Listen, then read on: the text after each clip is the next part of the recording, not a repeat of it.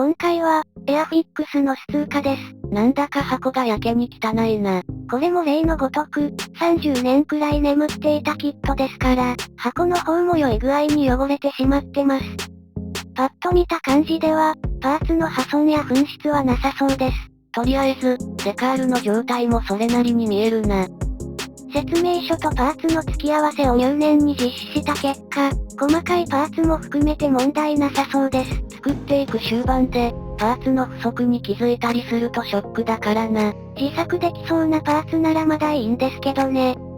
さて、機体を貼り合わせる前に、コックピットやパイロットなど、内部を塗装していきましょう。複座だし、事前に挟み込むパーツが若干多めだな。ビリンなんかが含まれるのもポイントが高いです。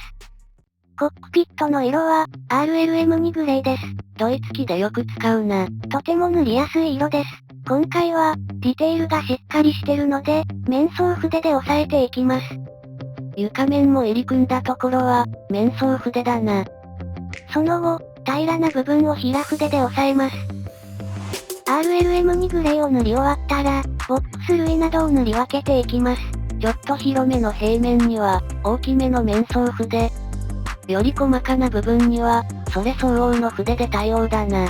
境目の部分もそうですね。さて、パイロットの方は、今回は手間がかかりそうです。いつもと同じに見えるけどな。飛行服のカーキは、いつも通りな感じですけど、ライフジャケットが大変そうです。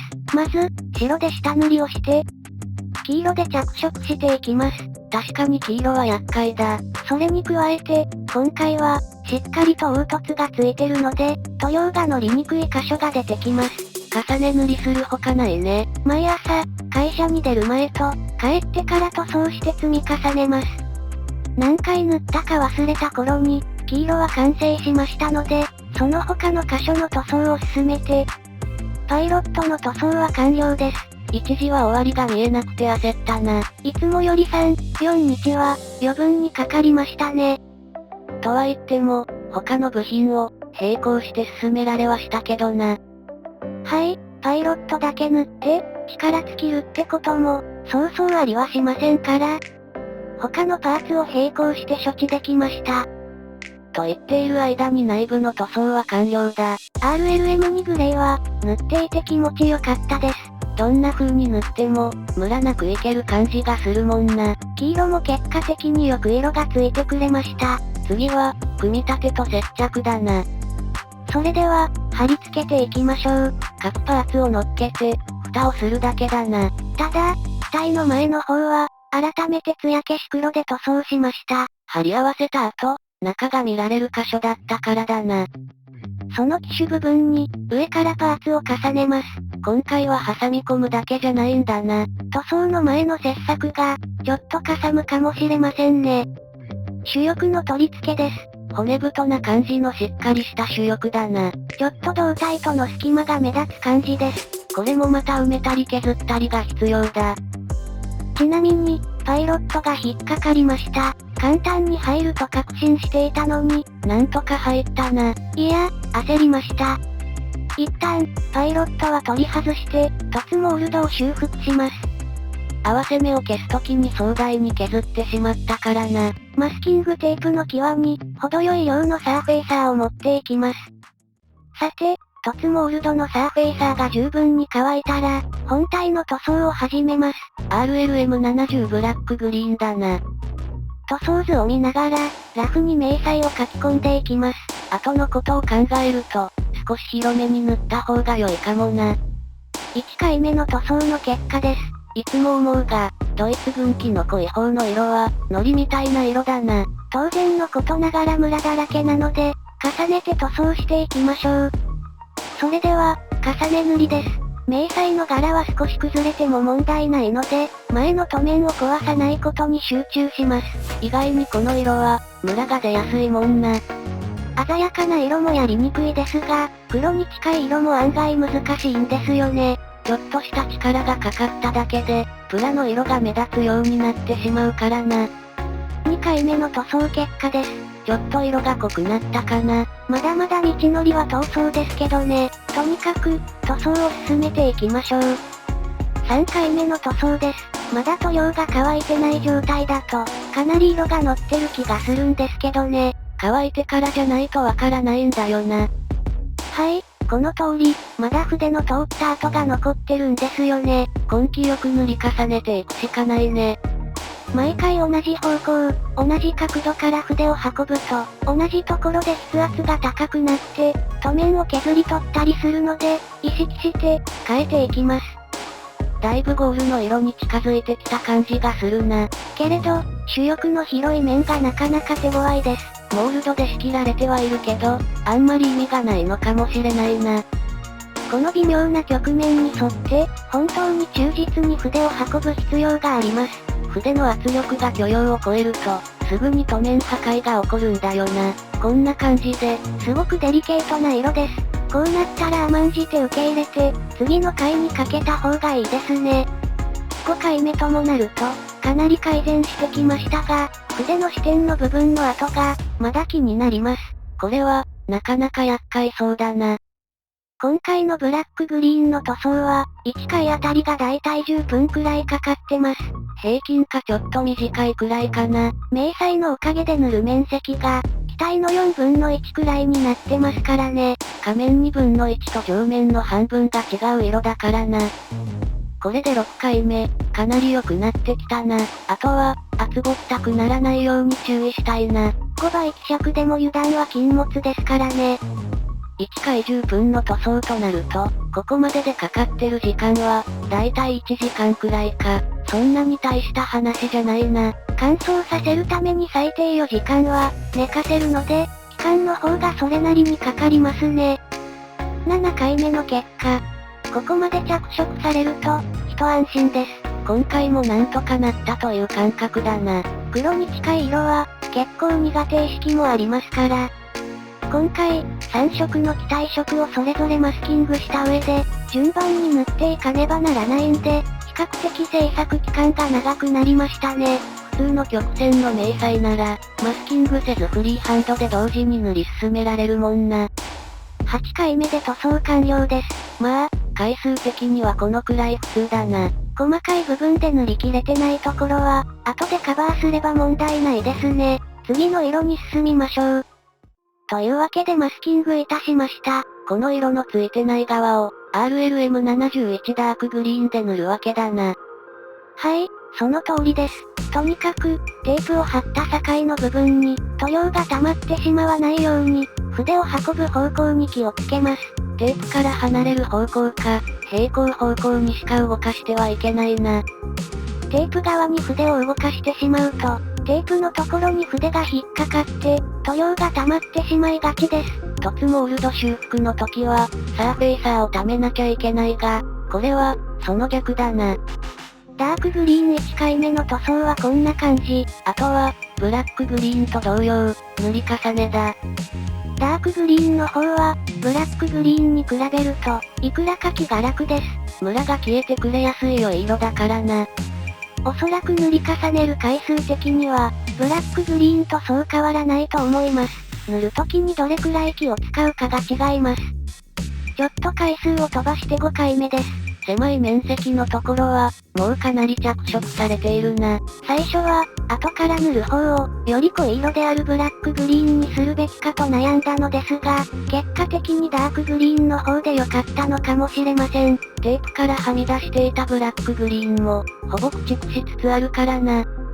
そして、5回目の結果です。もうかなり完成に近づいてます。あと数回で決着だな。それでも、まあ、塗り重ね回数は、平均値ってところでしょうか。そして、7回目の塗装。これがラストになりそうです。だけど、次の色が控えているんだよな。無事、ダークグリーンの塗装完了です。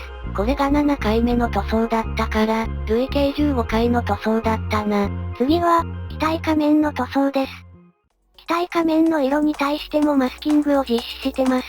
ここの境も直線的だったからな。しかし、ダークグリーンの方と一緒にマスキングすれば、同時に塗ることもできたんじゃないか。マスキングの難易度が上がるのを恐れました。あまりマスキングが複雑になると塗料が漏れ出してしまうので、そして、1回目の塗装結果です。この色は、どうなのかな。おそらく、隠蔽力弱めに見せかけて、極悪難易度まで行く色ではないと思います。結構青みがかっているからな。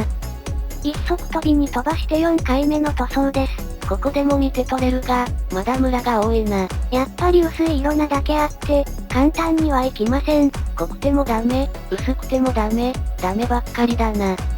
なので、少しでもうまく塗れるよう、日々精進を積み重ねるしかないです。缶と骨の部分が大きいもんな。さらに回数を進めて7回目です。こうしてみると、かなり進展したって感じだな。さすがに7回目ともなると多少は、ですね。筆を運ぶ方向も機体に対して横向きだな。3回に1回は直行させるのも良さそうです。ここまで発色してきたら、もう一息だな。はい、純白とか黄色よりは全然マシですね。やっぱり。そして、これが9回目の塗装です。7回目に比べても、かなりしっかりした色合いになってきたな。結果は、若干リベット周りの着色具合に、不安が残るけど、個別に押さえておけば問題ないレベルだな。はい、その通りです。これで本体塗装は完了だな。いえいえ、まだありますとも。まだあるのか。ホワイトの帯が残っています。また、このタイミングで縁がな色がやってきたな。いや、黄色の帯より全然マシですよ。確かにそうかもしれないな。そして、排気管などの細かな部分ですね。いや、これは、これまでに比べたら、まるで天国の塗装だ。塗装が一通り完了したので、デカールの貼り付けを行っていきましょう。とりあえず翼化の国籍マークを切り出します。その前に用心しておいた方がいいんじゃないか。まさか、全然健全なデカールに見えますが。いや、実験してみてよかったです。腐ってないように見えて、完全に腐ってやがりました。もう一回、試してみましたが、やはりダメです。間一髪だったな。専用のデカール修繕素材がすぐに手に入らなかったので、スーパークリアの艶消しで臨みます。最悪これがダメでも、4日待てば、タミヤ艶消しニスが届くけどな。十分に乾いたので、確認してみましょう。さて、どうでしょうか。クリアを塗る前は、水に浮かべた瞬間崩壊したから、これは、成功と言えるんじゃないか。貼ってみないと、最終結果はわかりません。プラ板に移しても壊れないな。綿棒で水を吸収しても壊れてません。これならいけそうです。じゃあ、実際に使うデカールの方で実践だな。まだ、一末の不安が残るので、失敗しても最悪解の効くデカールで、さらに実験しましょう。どうやら、水に浮かべても大丈夫なようです。そこそこ広い面だと大丈夫か、とも思いましたが、杞憂だったようです。台紙から取り外すのに手こずりましたが、最終的に問題なさそうですね。これで問題解決だな。一時は、どうなるかと思いましたが、やれやれです。それでは、デカール全面にクリアを塗装しましょう。クリアだから希釈していなくても、ムラは気にしなくても大丈夫なようだな。今回、一番大きな翼化の国籍マークも、全く問題なしです。むしろかなり頑強になっている気がするな。艶の状態も落ち着いたものになって、機体の塗装とマッチするかもしれませんね。続いて、その他の部品の塗装です。あまり量は多くありませんが、固定脚の作成には、一手間かかりそうです。先にタイヤを塗装しておかないといけないからな。それでは、早速、脚の内部を塗装しましょう。艶消し黒だな。そしてタイヤとホイールを塗り分けし、脚のパーツで挟み込んであげましょう。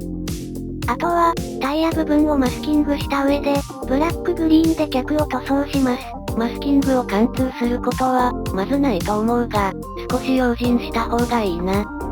あと、大きな部品で言うと、胴体下の爆弾をライトブルーで、翼下の爆弾をセミグロスブラックで塗装します。後部座席の機銃は、アイアン。プロペラは、ブラックグリーンで塗装します。ブラックグリーンは、機体と同じく、ちょっと注意だな。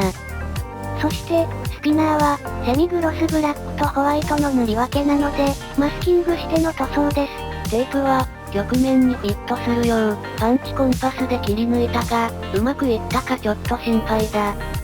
最後にキャノピーもマスキングして塗装。まず水平方向にマスキングして、次に垂直方向にマスキングを切り替えて、ブラックグリーンで塗装だな。縦横別々にしたのも、塗料が染み出すのを、最小限に抑えたいためですね。塗装の結果がこちらです。小さめの部品なんかは、まだランナーについたままなんだな。接着する直前に外さないと、どれが、どこの部品か、わからなくなる可能性が大でしたので。なるほど。じゃあ、次は組み立てだな。まずは、本体と同時に塗装しておいた、水平尾翼からです。一旦、接着剤で固定してから、支柱で支えるようにしてやれば、かなり強固に固定される。続いて主翼の後縁を取り付けます。これも、いくつかの部品を取り付ければ、かなり丈夫になる。しかし、ここまで来てなんだが、ちょっと今回忘れていやしないか。何をですか？汚しの塗装をやってないよな。確かに、デカール騒動で、完全に忘れてました。ここまで来たら、毒オクラはバサラまでです。すべての部品を組み付けてから、汚しをするようにします。しかし、いつもの綿棒なんかで、こすったりするやり方だと、組み付け部分を壊しかねないぞ。そうですね、力を加えたりしなくても、程よい汚れになるような、やり方に変えましょう。ミスターウェザリングカラーを3倍ほど希釈して、汚し塗装をするようにします。うまくいくといいけどな。後から塗料を拭き取るいつもの方式と、最初からあまり塗料をつけない今回の方式と、最後に到達する塗料の量は、同じになると思いますけどね。単純な計算にはならないと思うが、まあ、うまくいくといいな。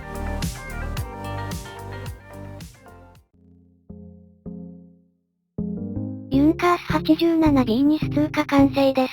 塗装の時にも触れたけど、本当に製作期間がかかったな。通常、これくらいの大きさのキットなら、1ヶ月ちょっとのところが、2ヶ月くらいかかりましたかね。それもひとえに、これらの明細塗装の手間暇だな。しかし、手をかけた甲斐もあって、今回は、非常に満足のいく結果になりました。この白帯もそうだな。もうちょっとバリが出ないように、工夫を凝らしたいところです。回数がかさむとどうしてもな。機体仮面はこの通り、こすらない汚し塗装も、まあまあうまくいったかな。自分では、申し分ない出来ではないかなと思ってます。この骨太な感じの機体が良い味を出してるね。スマートな戦闘機とは、一味違う魅力を感じます。一時は、デカールが腐っていることが判明して、どうしようかとも思いましたが、無事完成してよかったです。デカールの見た目に騙されないという、良い経験になったな。今回のス通過、いかがでしたでしょうか？制作ペースに限界はありますが、飛行機以外のジャンルにも、少しずつ力を入れていきたいと思っていますので、今後ともよろしくお願いします。そして、いつも、ご視聴いただく方々、高評価、コメントについても、ありがとうございます。長い時間のご視聴ありがとうございました。また次回も、頑張っていきたいと思いますので、どうぞ、よろしくお願いいたします。